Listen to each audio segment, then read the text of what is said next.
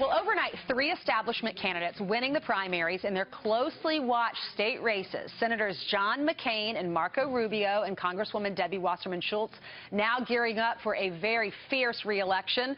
What could the results mean for the general election? Let's ask our political panel, GOP strategist Kathy Lynn Taylor, Ipsos Public Affairs President Cliff Young, and Democratic strategist Michael Tobin. Thanks, guys, for being here. Thank you. You're welcome. So what do y'all think? Do you think you can look at what's happening in the primaries and what's happening in these states, and then does that give you a good indication of what we can expect in the general?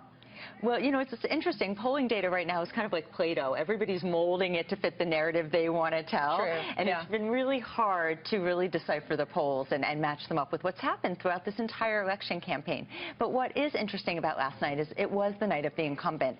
Everybody's been telling this story, or at least the mainstream media has, that, you know, Trump is hurting down-ballot candidates and they're not going to be able to win.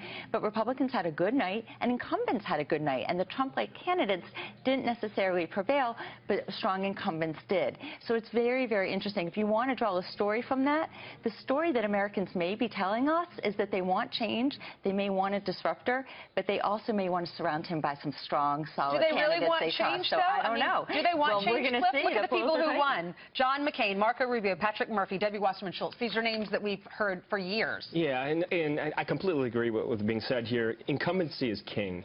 In 90% of the cases, the incumbent wins.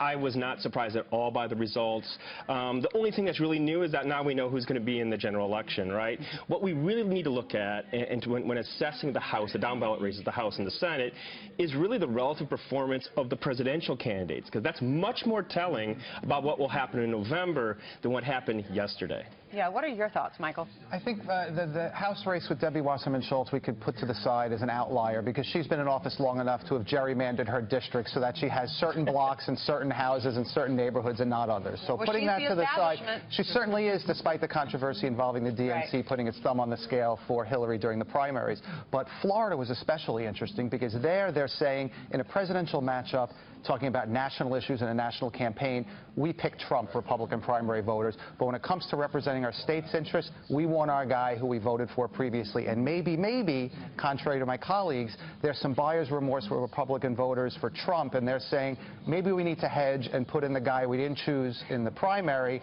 and make sure he's in the Senate, like you said, surrounding him with some old hands who we've already picked. You don't agree with that?